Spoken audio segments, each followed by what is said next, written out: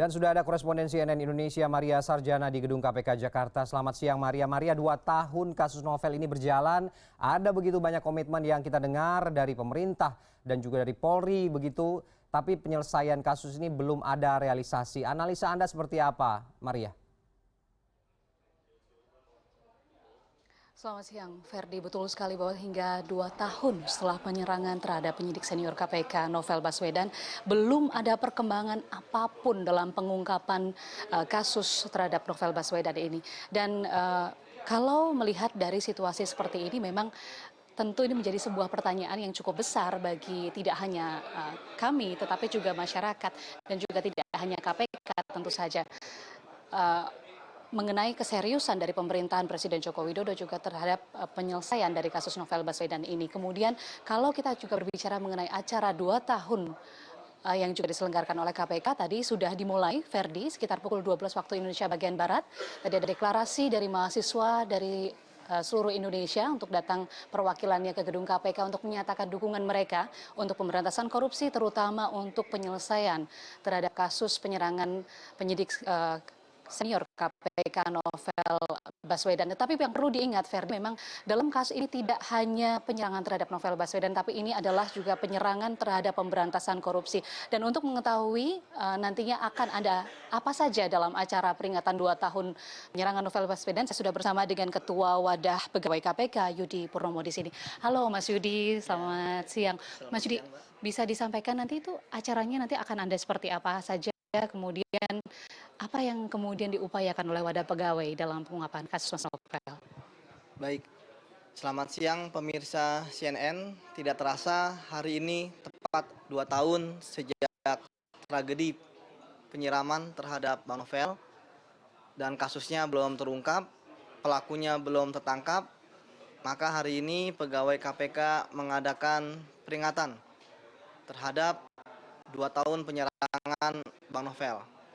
Dan peringatan ini bukan peringatan terhadap penyerangan Bang Novel, tetapi juga terhadap teror-teror yang lain, Mbak. Baik itu teror kepada pimpinan KPK maupun penganiayaan kepada pegawai KPK, serta teror bom di rumah pegawai KPK, ya, semacam bom. Kemudian juga penyiraman air keras terhadap mobil pegawai KPK. Jadi hari ini secara garis besar ada 2 acara. Yang pertama adalah acara yang diinisiasi oleh Wadah Pegawai KPK. Kemudian yang kedua adalah acara dukungan dari seluruh masyarakat Indonesia yang anti korupsi, entah itu buruh, mahasiswa, koalisi masyarakat sipil, LSM, dan semua yang peduli terhadap pemberantasan korupsi. Dalam hal ini kami akan mengadakan konser anti korupsi. Kemudian yang kedua, deklarasi bahwa stop teror terhadap pegawai KPK ataupun pimpinan KPK sampai saat ini. Seperti itu, Mbak. Oke, jadi momen 2 tahun penyerangan Novel Baswedan ini juga digunakan oleh KPK untuk juga memberitahu masyarakat bahwa tidak hanya Novel Baswedan tapi juga penyidik lain, bahkan pimpinan KPK juga mengalami kekerasan yang serupa, hampir serupa kalau boleh saya katakan begitu ya Mas ya. Dan ini adalah satu tuntutan dari pihak KPK juga untuk menyelesaikan kasus-kasus, tidak hanya kasusnya Mas Novel saja. Tapi kemudian yang jadi pertanyaan saya, apa yang kemudian sudah dilakukan wadah pegawai KPK untuk memulai babak baru dari perjalanan kasus, tidak hanya kasus Mas Novel tapi juga kasus-kasus terhadap penyidik ataupun pegawai KPK yang lain?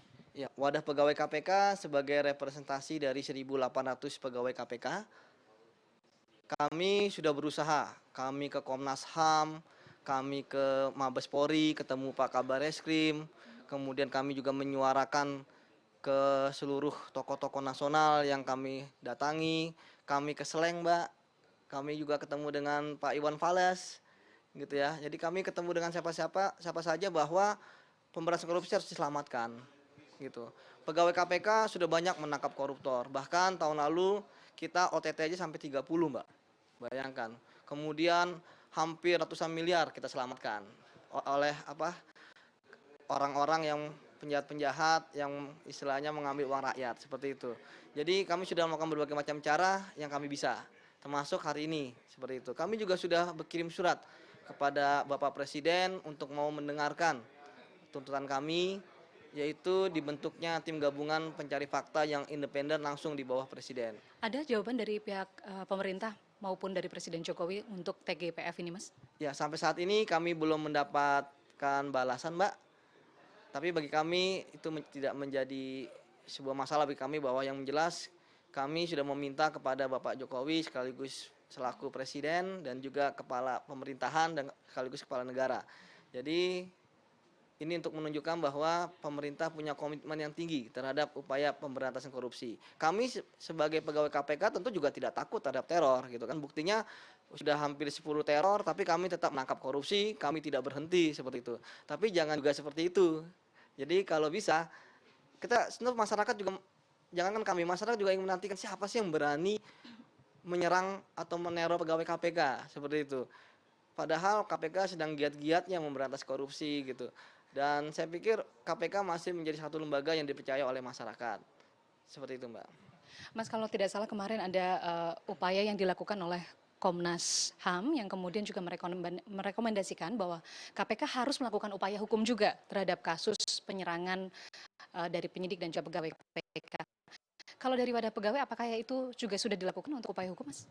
Ya, kami dari wadah pegawai KPK sudah berkoordinasi dengan koalisi masyarakat sipil, teman-teman dari ICW, LBH Jakarta, YLBHI, Transparansi Internasional Indonesia, kemudian Amnesty Internasional dan lain sebagainya, bahwa mereka sudah memasukkan surat pengaduan kepada KPK melalui bagian pengaduan masyarakat untuk KPK mempercepat adanya sikap, yaitu sebuah novel itu pasal 21 dalam tindak pidana korupsi, yaitu merintangi penyidikan. Seperti itu sudah, nanti kami akan juga pantau sudah sampai sejauh mana yang dilakukan sehingga ini bisa menjadi sinergi. Tetapi sekali lagi bahwa 2 tahun ini bagi kami merupakan 2 tahun yang berat gitu ya, karena kasus sebuah novel itu tidak terungkap. Tapi sekali lagi bahwa teror apapun itu tidak membuat nyali kami surut, tidak membuat kami kendor, bahwa apalagi sekarang Mbak Novel sudah bersama-sama dengan kami setelah 1,5 tahun beliau ada di Singapura dan kemudian kembali ke Indonesia, sehingga pegawai KPK makin semangat, Mbak, dalam bekerja gitu kan.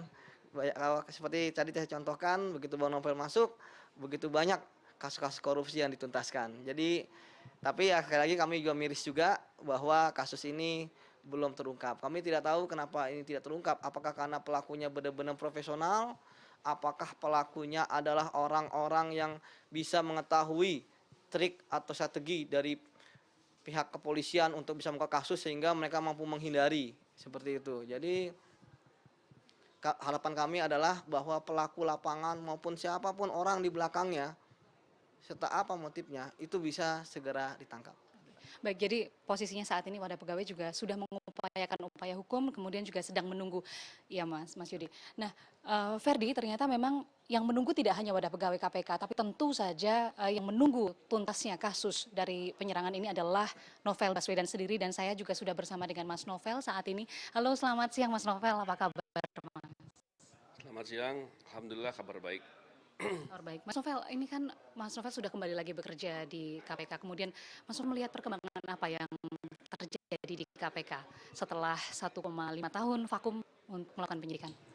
Iya, tentunya ketika saya kembali ke KPK, ini suatu hal yang menggembirakan, baik buat saya maupun dengan kawan-kawan, karena saya bisa kembali kepada perjuangan untuk memberantas korupsi. Dan ternyata setelah sekian lama sampai juga hari ini di 2 tahun penyerangan saya, itu penyerangan kepada saya belum diungkap. Tentu ini meresahkan, dan faktanya juga ternyata teror-teror itu tidak berhenti, masih ada teror-teror lain. Dan saya meyakini apabila setiap teror yang tidak diungkap justru akan membuat orang-orang pelaku maupun orang-orang yang berpotensi akan menjadi pelaku itu akan menjadi semakin berani. Tentu ini berbahaya. Sehingga saya terus untuk mendesak bahwa teror atau serangan terhadap diri saya dan juga serangan kepada kawan-kawan di KPK lainnya, ini harus semuanya diungkap. Ketika ternyata ada permasalahan di penyidikan di Polri, yang saya yakini bahwa ini seperti terkesan tidak mau diungkap, tidak sungguh-sungguh diungkap.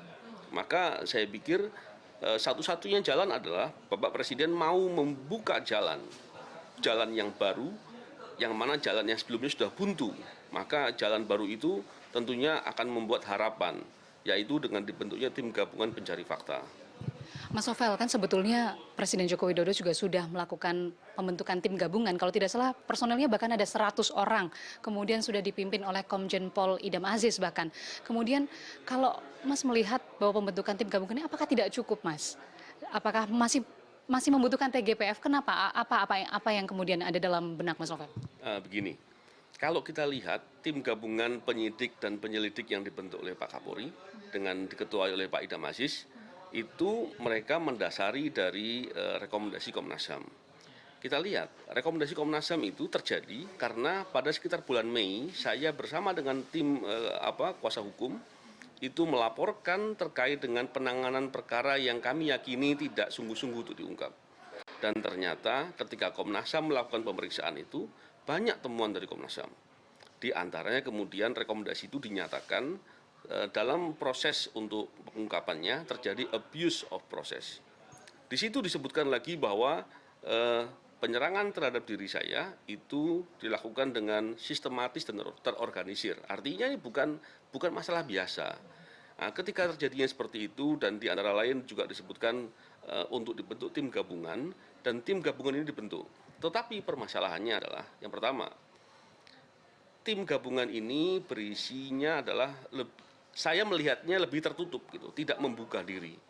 Karena apa? Tim gabungan ini hanya terdiri dari penyidik atau penyelidik yang sebelumnya, ditambah lagi dengan staf khusus atau staf ahli Kapolri, beserta ada dari Kompolnas dan dari KPK. Saya kira hanya jadi penghubung komunikasi saja. Saya melihatnya kenapa kok harus tertutup begitu? Kalau memang sungguh-sungguh dibentuk tim gabungan, kenapa tidak mengambil tokoh-tokoh dari luar? Ternyata kita bisa melihat bahwa tokoh-tokoh di luar juga punya beberapa pengalaman terkait dengan penanganan tim gabungan pencari fakta di kasus-kasus yang lain. Kita bisa melihat hal itu sebagai contoh mestinya. Tetapi ketika hal itu tertutup, itu menjadi pertanyaan yang pertama. Yang kedua, bukankah kita tahu bahwa rekomendasi Komnas HAM yang digunakan sebagai dasar pembentukan tim gabungan ini juga mengatakan bahwa ada abuse of process. Terus kalau tim gabungan ini juga melibatkan atau memasukkan penyidik dan penyelidik yang sebelumnya dikatakan oleh Komnas HAM bahwa mereka melakukan atau ada perbuatan abuse of process, lalu apakah memang direncanakan atau dimaksudkan bahwa abuse of process ini tidak ingin ditelusuri, tidak ingin diungkap?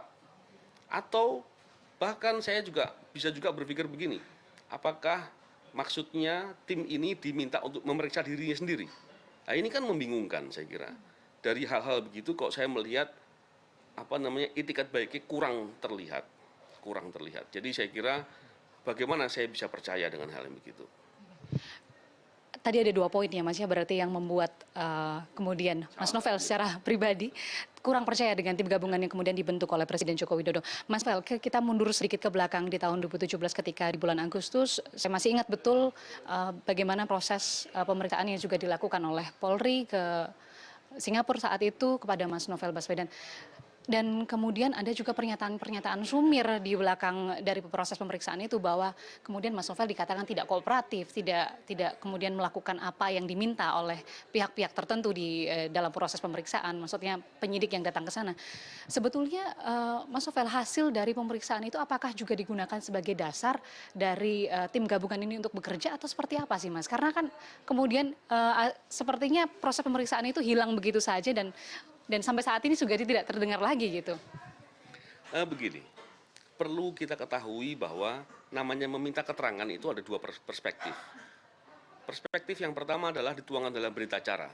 Tapi meminta keterangan tidak selalu dituangkan dalam berita acara. Ada juga, ini saya ingin menggambarkan bahwa saya pada saat kejadian hitungan jam. Begitu setelah saya melapor kepada Pak Kapolri, tidak lama, saya kira 1 jam setelah itu ada penyidik yang datang bertanya kepada saya, bukankah itu meminta keterangan? Saya terangkan semuanya. Saat itu saya sedang kesakitan karena efek sakitnya masih luar biasa. Saya memberi keterangan saat itu. Sambil saya katakan bahwa apa yang mau ditanya saya jawab. Saya terangkan terus. Bahkan ketika saya di Singapura pun awal-awal teman-teman yang mendampingi saya juga saya minta kalau ada yang mau ditanyakan saya jawab. Semua saya lakukan itu. Terus kemudian pada sekitar sebulan atau 2 bulan setelah itu ada permintaan untuk keterangan saya dituangkan dalam berita acara pemeriksaan. Memang biasanya dalam pemeriksaan atau kasus-kasus yang teror atau kasus-kasus kejahatan jalanan begitu ya atau pidana umum itu mestinya bukti-bukti yang lain dulu yang lebih penting. Karena dari awal penyidik itu tahu bahwa saya tidak lihat langsung pelakunya.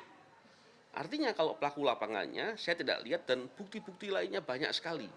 Saya justru malah bertanya, kenapa kok fokusnya hanya ke saya? Bukankah saksi-saksi yang lain jauh lebih penting? Nah, ini yang kemudian menjadi pertanyaan. Begitu pula dengan disampaikan bahwa saya tidak kooperatif. Kok iya ya? Polanya seperti itu. Seolah-olah korban ini dibully. Saya kira itu hal yang mesti harus diperhatikan. Kenapa? Saya mau katakan begini.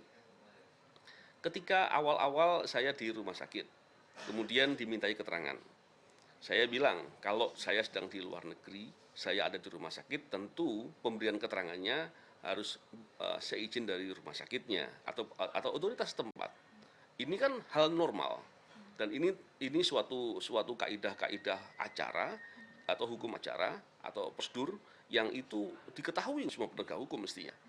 Tapi ternyata kan penyidik tidak pernah meminta izin otoritas tempat, tidak juga pernah minta izin dari dokter saya yang menangani saya atau rumah sakit tempat saya dirawat. Coba dilihat. Saya kira tidak lebih dari 2 minggu setelah saya keluar dari rumah sakit, saya sudah, artinya itu jelas bahwa setelah saya keluar dari rumah sakit, saya langsung menyatakan diri, ayo saya siap memberi keterangan. Saya datang sendiri ke KBRI dan saya memberi keterangan. Keterangan yang saya berikan bukan irit bicara, karena ternyata kan ada pejabat tertentu yang mengatakan bahwa saya irit bicara. Hanya 2-3 lembar, ternyata 9 atau 10 lembar keterangan saya. Apakah dengan 9-10 lembar itu irit bicara? Jadi saya kira berhentilah berbicara sesuatu hal yang justru malah membuli korban. Kita mesti, kalau memang itikatnya untuk mengungkap, banyak cara untuk mengungkap. Adapun kenapa kemudian saya melapor kepada Komnas HAM, karena setelah saya kembali ke Indonesia, saya mengetahui bahwa banyak saksi-saksi yang justru merasa terintimidasi. Apakah ini wajar? Saya kira itu keanehan. Dan setelah dari dugaan atau indikasi-indikasi itu kami laporkan kepada Komnas HAM, rekomendasi Komnas HAM memperkuat indikasi dan apa yang kami ketahui itu. Dan dinyatakan ada abuse of process. Nah, sekarang tim gabungan tidak peduli sama abuse of process itu. Lah terus kok malah dibolak-balik saya melihatnya. Seolah-olah dibuat saya tidak kooperatif, tapi justru hal-hal yang seperti itu tidak dijadikan perhatian. Terus yang tidak kooperatif siapa? Nah, ditambah lagi begini. Saya sejak pertama kali kejadian, saya langsung telepon kepada pejabat-pejabat Polri yang sifatnya saya melaporkan. Saya juga melapor kepada Pak Kapolda saat itu. Kepada Pak Kapolres saya juga sampaikan laporan. Tapi ternyata tercatatnya dalam laporannya bukan nama saya. Dicatat tetangga saya. Yang anehnya adalah sampai hari ini, karena kemarin saya baru dapatkan SP2HP, laporan tentang perkembangan penyidikannya. Itu saya hanya dapat tembusan. Penyidik hanya memberikan, yang berkepentingan itu saya gitu, yang melapor saya, tapi saya hanya dapat tembusan. Justru tetangga saya yang di polsek untuk dibawa untuk diberikan administrasi suruh tanda tangan laporan polisi barangkali atau itu justru ditangkap sebagai pelapor diberikan. Loh kok lucu? Kenapa kok justru penyidik itu dari sejak awal dulu menjaga jarak dengan saya? Nah terus dibilang saya tidak kooperatif. Saya kira apa nggak kebalik? Berarti memang Mas Novel menganggap ini ada betul-betul abuse of proses yang betul-betul dilakukan secara sistematis seperti itu ya Mas, penegasan saja. Kemudian sudah 2 tahun Mas, apa yang diminta ya masyarakat juga mengingat akan ini. Saya kira 2 tahun tidak, yang saya juga meyakini bukti-buktinya bukan tidak ada, bukti-bukti banyak. Tapi kemudian ketika tidak diproses juga, ini kurang apa lagi? Apakah kita masih mau biarkan bahwa jejak bukti sudah terhilang sempurna dulu baru dibentuk tim gabungan pencari fakta? Saya kira jangan begitu. Kita harus membiasakan ketika ada permasalahan direspon dengan segera. Ketika ditunda-tunda, dibiarkan, saya khawatir yang pertama, kasusnya sendiri menjadi semakin sulit untuk diungkap. Yang kedua, pelaku-pelakunya atau orang-orang yang berpotensi jadi pelaku semakin berani. Yang ketiga, walaupun kawan-kawan juga, saya juga merasakan, tidak akan kita takut dengan hal begitu. Tapi apakah terus membiarkan dengan cara begitu? Sampai pada saat tertentu, kawan-kawan tertekan secara psikologis dan benar-benar menjadi takut. Jangan, tidak boleh begitu. Negara harus kuat, tidak boleh kalah dengan penjahat-penjahat seperti itu. Siap. Mas Novel, kalau tadi sudah diungkapkan bagaimana harapannya terhadap 2 tahun setelah penyerangan, kemudian saat ini kondisi kesehatan seperti apa, Mas? Apakah sudah ada perkembangan yang baik begitu untuk kesehatan Mas Novel? Ya, memang alhamdulillah kesehatan mata saya semakin terjaga. Sejak awal dokter pernah menyampaikan bahwa mata saya, dua-dua mata ini akan tidak bisa melihat sama sekali dalam tempo waktu 6 bulan. Awalnya begitu. Kemudian dilakukanlah operasi untuk mata kiri saya. Dan alhamdulillah setelah lewat 6 bulan mata kanan saya masih bisa lihat. Dan mata kiri saya alhamdulillah operasi itu selesai dan operasi besar telah tuntas. Penempatan organ artifisial yang ditempatkan di mata kiri sudah pada tempatnya, tinggal dirawat dan mungkin operasi-operasi kecil dalam rangka menjaga. Untuk mata kanan juga sekarang masih stabil, dijaga untuk stabil, setidak-tidaknya untuk tidak turun. Dan pada saat tertentu nanti barangkali kalau ada pola pengobatan yang lebih baik tentu akan menjadi pilihan untuk bisa diobati dengan lebih tuntas. Ya Mas, kami juga mengharapkan bahwa kesehatan segera membaik, kemudian juga persoalan ini diungkap dengan serius oleh pemerintah dan juga Presiden Joko Widodo. Ya, Ferdi, sebetulnya memang perjalanan kasus Novel Baswedan mengalami pasang surut atau kalau boleh saya katakan kadang-kadang justru kalau bisa dikatakan adalah stuck atau berhenti di satu titik atau di satu posisi yang sampai dengan saat ini masih belum jelas pengungkapannya. Tapi paling tidak saya memiliki beberapa catatan di sini dari proses perjalanan di 11 April 2017 ketika penyerangan itu dilakukan, kemudian ada di tanggal 12 April Mas Novel dibawa ke Singapura, kemudian pada tanggal 31 Juli 2017 Kapolri Tito Karnavian sempat mendatangi Presiden Joko Widodo kemudian untuk menyampaikan laporan perkembangan dan juga memberikan sketsa terduga pelaku dari penyiraman terhadap Mas Novel. Namun kemudian sketsa ini juga gagal karena memang ternyata bukan orang-orang tersebut yang kemudian melakukan penyerangan. Kemudian pada 24 November sebelumnya, maksud kami pada sekitar Agustus 2017, dari pihak Polri mendatangi Mas Novel Baswedan ke Singapura untuk melakukan proses pemeriksaan dan kemudian pada tanggal 24 November 2017, Kapolda Metro Jaya Irjen Pol Idam Aziz saat itu menunjukkan 2 sketsa baru yang kemudian juga di tengah jalan bahkan sampai saat ini tidak jelas hasil yang kemudian didapatkan. Kemudian pada 9 Maret 2018 ada Komnas HAM yang kemudian membentuk tim pemantau dan selanjutnya 27 Juli 2018 Mas Novel kembali bekerja di Gedung KPK Jakarta.